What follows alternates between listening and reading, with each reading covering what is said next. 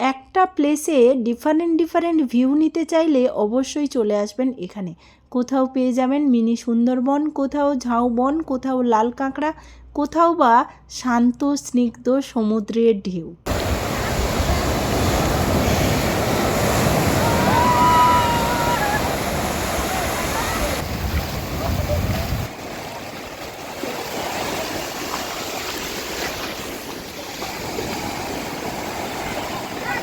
একদিন কিংবা দুদিনের ছুটিতে নির্জন সমুদ্রের পাড়ে ঘুরতে চাইছেন? চলুন এক নতুন জায়গার সন্ধান দিই।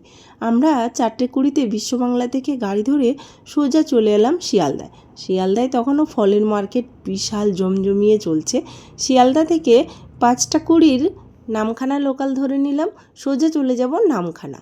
লোকাল ট্রেন তো, তাই প্রচুর খাবার দাবার ওঠে। মন পছন্দ খাবার দাবার খেতে খেতে আর সুন্দর সোনালি ধানের ক্ষেত দেখতে দেখতে পৌঁছে গেলাম আমরা নামখানা স্টেশনে। সবাই এখন আমরা নামবো, রেডি হয়ে গেছি। এখন বাজে 8:13। আমরা 5:20 ট্রেন ধরেছিলাম। মোটামুটি 3 ঘন্টা লাগে নামখানা স্টেশন পৌঁছাতে। নামখানা স্টেশনে নেমেই কিন্তু টয়লেট পেয়ে যাবেন। এখান থেকে টিকিট কাউন্টারের মধ্য দিয়ে স্টেশনের বাইরে এলেই পেয়ে যাব কিন্তু অসংখ্য টোটো। আর টোটোতে যদি না যেতে চান তাহলে টিকিট কাউন্টার থেকে বাইরে এসে কিছুটা হেঁটে গেলেই একটা 3 মাথার মোড় আছে, ওখান থেকে কিন্তু অসংখ্য বাস এবং অটোও পাওয়া যাবে। আর স্টেশনের গা থেকেই একদম টোটো পেয়ে যাবেন। আমরা টোটো ধরে নিলাম, 200 টাকা টোটাল নিয়েছে 4 জন মেম্বারের জন্য। আমরা এই টোটোতে করেই কিন্তু বকখালি চলে যাব। এই যে ব্রিজটা দেখতে পাচ্ছেন, কিছু বছর আগে কিন্তু এই ব্রিজটা ছিল না, তখন এই নদীটা নৌকোতে করে পেরোতে হতো। বেশ ভালো অ্যাডভেঞ্চার ছিল। এখান দিয়ে কিন্তু মৌসুমী আইল্যান্ড যাওয়া যায়। টোটো থেকে নামতে পারিনি, প্রচুর লোক জমা হয়ে গেছে। বলছে আমার হোটেল ভালো, আমার হোটেল ভালো। প্রচুর হোটেলের জন্য মানে প্রচুর লোক চলে এসেছে, আমরাও কনফিউজড। ফাইনালি একটা হোটেল পছন্দ করেছি, 400 টাকা নিচ্ছে, কিন্তু হোটেলটা এত ভালো ছিল না। এই যে খাবার দাবারের দোকানটা কিন্তু দারুণ টেস্টি খাবার পাওয়া যায়, একদম গরম গরম খাবার। এখান থেকে চাইলে খাবার খেতে পারেন, বেশ ভালোই খাবার। 100 টাকায় মাছ ভাত, সাথে 2 রকম সবজি, ভাজা, ডাল, একদম পুরান হোটেল। বেশ টেস্টি খাবার দাবার ছিল, আমাদের বেশ পছন্দ হয়েছে। চলুন ভেতরটা গিয়ে দেখাই। বাহ, ফুলকপিও হচ্ছে না এত ওইটা কি? ও, আমরা তাড়াতাড়ি খেয়ে নিয়েছি বলে এইসব সবজিগুলো পেলাম না। এই হচ্ছে আমাদের রুম। এরমভাবে বেডশিট হোয়াইট কালারের পাতা, সাথে এই একটা টেবিল, 2টো চেয়ার আছে। এই ব্যালকনি, ছোট্ট ছোট্ট ব্যালকনি আছে। দরজাটা অত ভালো নয়, মোটামুটি প্লেন আছে।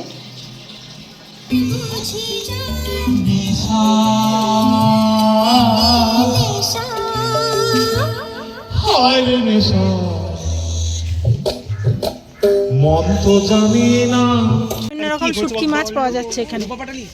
রূপা পাটালি কোথায়? হ্যাঁ, রূপা প্রচুর রকমের শুটকি মাছ আছে, কিন্তু এই শুটকিতে এত বালি থাকে কেন? নেই। এখানে গাড়ি নিয়ে এলে কিন্তু পার্কিংয়ের জন্য যথেষ্ট স্পেস আছে। মনে করেন দিনের দিন এসে গাড়ি নিয়ে ঘুরে আবার চলে যাবেন, পার্কিং করারও স্পেস আছে। এখানে জলও কিনতে পাওয়া যায়, এই যে জল কেনার জায়গা। এখানে কিন্তু প্রচুর দোকান আছে দেখার মতো। এখন দুপুরবেলা এসেছি তাই খোলা নেই, সন্ধেবেলা প্রচুর দোকান খুলে যায়। আগে কিন্তু সমুদ্রের জল এত দূর পর্যন্ত আসতো, এখন দেখছি চড়া পড়ে গেছে। আমরা যখন 5-6 বছর আগে এসেছিলাম সমুদ্রের জল এই জায়গা পর্যন্ত আসতো, কিন্তু এখন চড়া পড়ে গেছে। চড়া পড়লে কী হবে, এই যে জায়গাটা পেরিয়ে যখন সমুদ্রে যাচ্ছি, কী যে দারুণ ভিউ! আর লাল কাঁকড়াও সাথে সাথে দেখতে পাবেন, সাথে ঝাউবন, যেটা দীঘাতে পাবেন না। এখানে কিন্তু সুন্দর ঝাউবন পাবেন এবং শান্ত নিরিবিলি এক পরিবেশ, যেটা কিন্তু দীঘাতে পাবেন না। প্রচুর গ্যাঞ্জাম। চলুন সমুদ্রে স্নান করা যায়।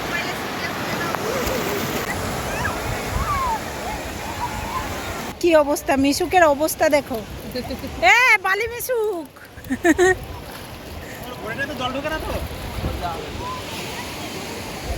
এদেরই এনজয়, এরাই এনজয় করছে। বেশ সুন্দর সমুদ্রের স্বচ্ছ জলে স্নান সেরে উঠেই ফুচকা পেয়ে যাবেন। একদম মচমচে দারুণ টেস্টি ফুচকা, সাথে ডাব। এখানে ডাবের দামও কিন্তু খুব কম। তো চলুন এবার আমরা টোটো ভাড়া করে সাইড সিনে বেরোবো। এখানে টোটো আমাদের নিয়েছে 250 টাকা। আমাদের 6টা জায়গা ঘুরিয়ে দেখাবে, তার জন্য টোটাল নিয়েছে 250 টাকা। প্রথম আমরা চলে যাচ্ছি হেনরি আইল্যান্ড দেখার জন্য। হেনরি আইল্যান্ডে মোটামুটি পৌঁছে গেছি। এখানে কাউন্টারে কিন্তু টিকিট কাটতে হবে 10 টাকা করে পার হেড টিকিট। হেনরি আইল্যান্ডের মধ্যেও বেশ সুন্দর সুন্দর ছোট্ট ছোট্ট কটেজ আছে, চাইলে এখানেও ভাড়া নিয়ে থাকতে পারেন। এখান থেকে সমুদ্র কিন্তু একদম কাছে। এই যে হচ্ছে ওয়াচ টাওয়ার, এখানে উঠে কিন্তু আমরা আগে পুরো হেনরি আইল্যান্ডটা দেখতাম। আজকে কিন্তু একদম ভেতরে যাব। খুব সুন্দর সাজানো গোছানো গ্রাম্য পরিবেশ, কিন্তু খুব সুন্দর লাগছে। জঙ্গলের মধ্যে দিয়ে রাস্তা, ঠিক সুন্দরবনের যেই গাছগুলো এখানে দেখতে পাবেন। সুন্দরবনে যে গাছগুলো আছে এগুলোই এখানে দেখতে পাবেন। এটাকে মিনি সুন্দরবনই বলা হয়। কিন্তু কোনো বন্য প্রাণী বা বাঘের দেখা এখানে পাবেন না, কিন্তু জায়গাটা অপূর্ব সুন্দর। ঘন জঙ্গলের মধ্য দিয়ে এরকম সুন্দর ঢালাই রাস্তা দিয়ে যেতে কার না ভালো লাগে। যারা রিলস বানাতে চায় তাদের জন্য কিন্তু এই জায়গাটা একদম আইডিয়াল জায়গা। খুব সুন্দর লাগবে, মানে কী যে সুন্দর অ্যাডভেঞ্চার সে বলে বোঝাতে পারবো না। আমরা কিন্তু একদম সমুদ্রের কাছে চলে এসেছি। এখানকার সমুদ্রের ঢেউ কিন্তু বেশ বড় বড় হয় ওখানকার থেকে। আর খুব সুন্দর জায়গাটা, একদম নির্জন। এখানে আগেও এসে দেখেছি এখানে নাকি চোরাবালি থাকে। এবারে ওই রাস্তা দিয়ে আসার সময় বোর্ডে লেখা আছে এখানে নাকি চোরাবালি আছে, তাই আমরা সাহস করে আর সমুদ্রে নামলাম না।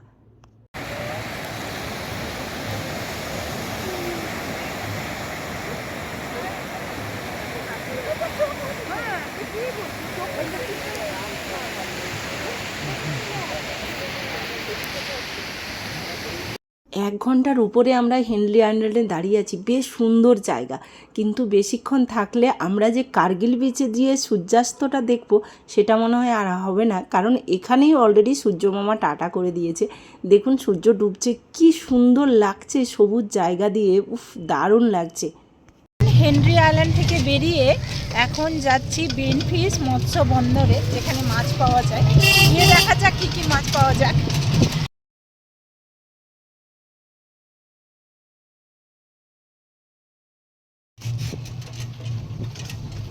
আমরা এখন বেনফিস মৎস্য দপ্তরের এখানে চলে এসেছি। এখানে কিন্তু টিকিট কাটতে হয়, প্রত্যেকজনের 5 টাকা করে, আর টোটোর জন্য 10 টাকা।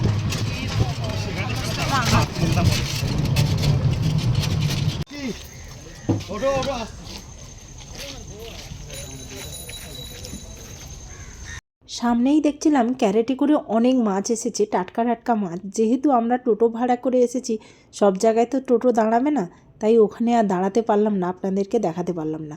এখানে দেখছি প্রচুর বরফ রাখা আছে, আর সমস্ত ট্রলার এসেছে। বরফগুলো নিয়ে আবার মাছ সমুদ্রে চলে যাবে। ও বাবা, এখানে কি মাছ দেখুন! এগুলো হচ্ছে ঢালা মাছ, খেতে কিন্তু দারুণ টেস্টি হয়। জুম করে আপনাদেরকে দেখাচ্ছি। মাছগুলো কিন্তু জাল থেকে ছাড়ানো হচ্ছে, একদম টাটকা আছে মাছগুলো। দেখে তো একদম খেতে ইচ্ছা করছে। কত বরফ এসেছে, সমস্ত বরফ নিয়ে কিন্তু ট্রলারগুলো আবার সমুদ্রে চলে যাবে। এদিকে ক্যারেটে প্রচুর মাছ। এগুলো বেশিরভাগ মাছগুলো কিন্তু ড্রাই ফিশের জন্য, কিন্তু এদিকে যে তোপসে বা অন্যান্য মাছগুলো আছে এগুলো কিন্তু খাওয়ার মাছ, টাটকা আছে। ডান দিকে ক্যারেটের মধ্যে যে মাছগুলো দেখছেন এগুলো কিন্তু ড্রাই ফিশের মাছ, এগুলো হালকা পচে পচে গেছে। বিকেলের দিকে যে সমস্ত মাছগুলো আসে বেশিরভাগই ড্রাই ফিশের জন্য আসে, আর সকালের দিকে যে মাছগুলো আসে ওগুলো ফ্রেশ খাওয়ার মাছ আসে। এখান থেকে কিন্তু চাইলে মাছ কিনেও বাড়ি নিয়ে যেতে পারেন। এগুলো কিসের জন্য থাকে? পুলিশ গাড়ি কিসের জন্য থাকে? হ্যাঁ, পুলিশ গাড়ি কিসের জন্য থাকে এগুলো? ওই দিকের গেট থেকে ঢুকলাম, এখন এই গেট দিয়ে বেরিয়ে যাচ্ছি। অ্যাকচুয়ালি দেখার জন্য, না হলে ওই রাস্তা যেটা দিয়ে এসেছিলাম ওটা দিয়েও যাওয়া যায়, কিন্তু এটা দেখবো কেমন রাস্তা, কী ব্যাপার, তাই এটা দিয়ে যাচ্ছি এখন। এই যে জাহাজের দাঁড় দেখুন, কত বড় গাছে ঝোলানো আছে।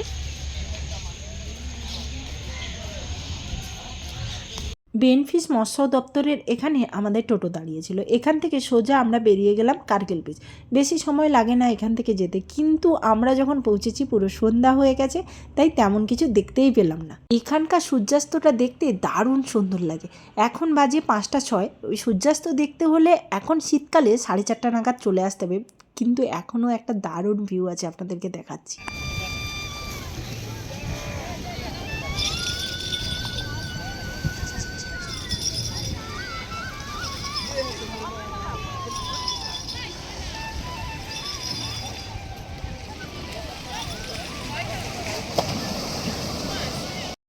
সুন্দর ঘটি গরম বানায় এখানে, ফুচকা, ছোটোখাটো দোকান আছে এখানে।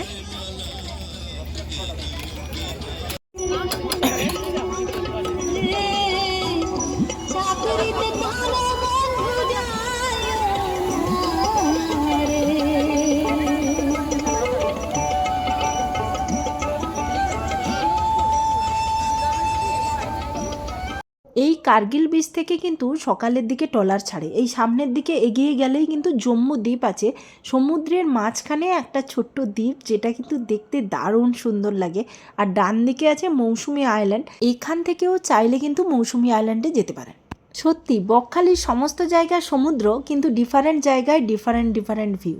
যেমন কার্গিল বিচ আমরা এসেছি আর যেতে ইচ্ছা করছে না, এতটা সুন্দর এখানকার ভিউ, মনে হচ্ছে এখানেই থেকে যাই। কিন্তু রাত হয়ে গেছে, এখনও দুটো জায়গা বাকি। প্রথমেই চলে যাব ফেজারগঞ্জ, কিন্তু দ্বিতীয় জায়গাটা আর যেতে পারবো না, রাত হয়ে গেছে। দ্বিতীয় প্লেসটি হচ্ছে ইকো পার্ক, সেটা আমরা ক্যান্সেল করে দিলাম। বেশ কিছুক্ষণ টোটোতে বসে আমরা চলে এলাম এখন ফ্রেজারগঞ্জে। এখানে আস্তে আস্তে একদম সন্ধ্যা হয়ে গেছে, দেখেই বুঝতে পারছেন। এখানকার বিশেষত্ব হলো মা গঙ্গার মন্দির আর হচ্ছে ভগ্ন ফেজার সাহেবের বাড়ি, যেটা ব্রিটিশ আমলে তৈরি, এখন কিন্তু একদম ভগ্নদশায় পরিণত হয়েছে। রাতের অন্ধকারে এই বাড়িটা দেখে মনে হচ্ছে একটা ভুতুড়ে বাড়ি। বাড়ির উপরে আবার অশ্বত্থ গাছ জন্মেছে। চলুন প্রথমে মা গঙ্গার মন্দিরখানা দর্শন করি। উপরে রয়েছে ব্রহ্মা, বিষ্ণু, মহেশ্বর, নিচে রয়েছে মা গঙ্গা। খুব সুন্দরভাবে সাজানো গোছানো মা গঙ্গার মূর্তি। গঙ্গা পুজোর সময় এখানে কিন্তু বেশ বড় করে মা গঙ্গার পুজো করা হয়। খুব সুন্দর লাগছে মন্দিরখানা।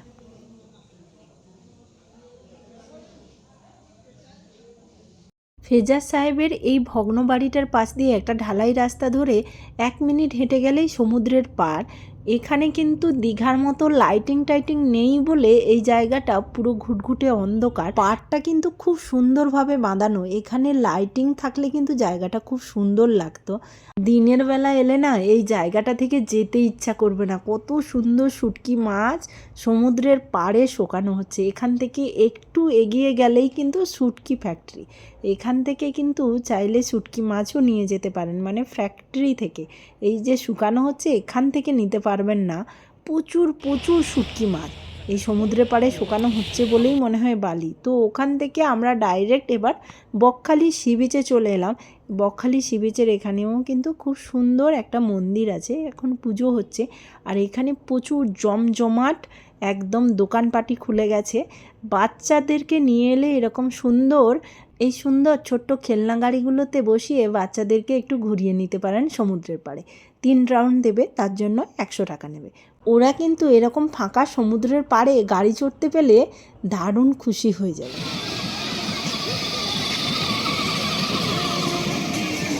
সন্ধেবেলা বকখালি সি বিচে কিন্তু একদম জমজমাট ভিড় থাকে, যেমন দোকানপাটি তেমন কিন্তু মানুষ থাকে। মেনলি সবাই এখানে আসে ফিশ ফ্রাই খাওয়ার জন্য এই সন্ধেবেলা, কারণ এখানকার ফিশ ফ্রাই বিখ্যাত। দীঘাতে এরকম ফিশ ফ্রাই পাওয়াই যায় না, খুব কম দামে দারুণ টেস্টি এবং ফ্রেশ মাছকে কিন্তু কেটে ভালোভাবে লবণ হলুদ মাখিয়ে এবং বেসনে ডুবিয়ে ভেজে দেয়। যেমনভাবে চাইবেন তেমনভাবে। কাঁকড়াও এখানে কিন্তু বেশ ভালো পাওয়া যায় এবং প্রাইসটা অনেকটাই কম। এখানকার ফিশ ফ্রাই এতটা মজার খেতে হয় না, একটার পর একটা প্লেট অর্ডার করতে থাকি আর খেতে থাকি, শেষে রাতে ডিনার করতেই পারি না, এমন পরিমাণ খাওয়া হয়েছে। কেমন লাগছে ভালো সত্যি। আহা হা হা হা।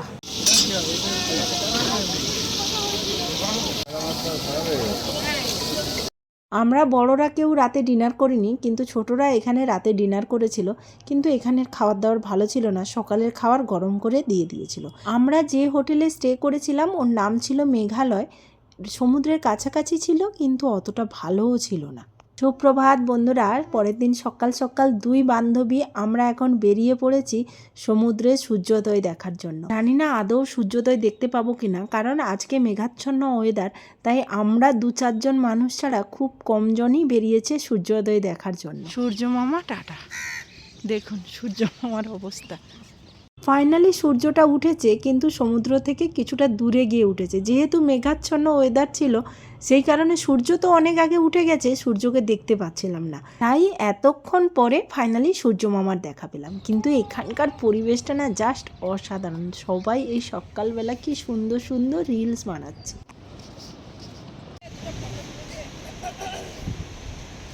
সকালবেলায় স্নিগ্ধ সূর্যরশ্মি যখন শান্ত সমুদ্রের ঢেউয়ের উপর পড়ছিল, কি যে অপরূপ সুন্দর লাগছিল ওই জায়গাটা, বলে বোঝানোর মতো না। কি সুন্দর সমুদ্রের জল চিকচিক করছিল। সাথে দেখা পেয়েছিলাম এই লাল কাঁকড়া। উফ, কি যে খুশি হয়েছিলাম তখন সুন্দর এই লাল কাঁকড়া দেখে। তারপর বাড়ি ফেরার পথে ঠান্ডা ঠান্ডা খেয়ে নিলাম আখের রস, একদম ফ্রেশ আখের রস। তারপর এরা যাওয়ার সময় আমাদেরকে আপত্তি করেছিল যে একটু ও বিস্কিট খাবে, তাই তখন তো দোকান খোলা ছিল না। আসার পথে ওদেরকে বিস্কিট দিলাম। তারপর আমরা সমস্ত জিনিসপত্র গুছিয়ে এখন চলে এসেছি মাছ বাজারে। একদম মাছ বাজার থেকে যদি কিছু নেওয়া পসিবল হয় নিয়ে এবার আমরা বাড়ির পথে রওনা দেব। তার আগে একটা দোকান থেকে সকালে টিফিন সেরে নিলাম। প্রথমে নিয়েছিলাম ঘুগনি, মুড়ি এবং ডিম কষা। তারপরে নিয়ে নিলাম পেটাই পরোটা। এখানে কিন্তু সমস্ত খাবারের দাম মোটামুটি কমই থাকে এবং দারুণ টেস্টি হয়। সমস্ত টিফিনের দোকানগুলো কিন্তু বেশ ভালো খাবার বানায়। সকালে টিফিন কমপ্লিট করেই হঠাৎ করে ডিসিশান হলো আমরা লালগঞ্জ যাব লাল কাঁকড়া দেখার উদ্দেশ্যে। প্রথমে লালগঞ্জ যাব, লাল কাঁকড়া দেখে পরে চলে যাব স্টেশনে। সেই মতো অনুযায়ী টোটো বুক করা হলো। আমাদের টোটো ভাড়া নিয়েছে 250 টাকা। যদি আপনারা সকাল থেকে টোটো বুক করেন সাইট সিনের জন্য, তাহলে কিন্তু লালগঞ্জটা ইনক্লুড করে টোটো বুক করবেন, কারণ হেনরি আইল্যান্ড থেকে লালগঞ্জের দূরত্ব বেশি নয়। আস্তে আস্তে আস্তে যাবি, পুর লাল কাঁকড়া বেরিয়ে আছে, ঘুরে বেড়াচ্ছে, বেশ বড় বড় লাল কাঁকড়া। যাই আস্তে, দৌড়াও না, দৌড়া মিশুক, আস্তে মিশুক, দৌড়ে যেও না। আচ্ছি কিন্তু সবই ঢুকে যাচ্ছে গর্তের মধ্যে।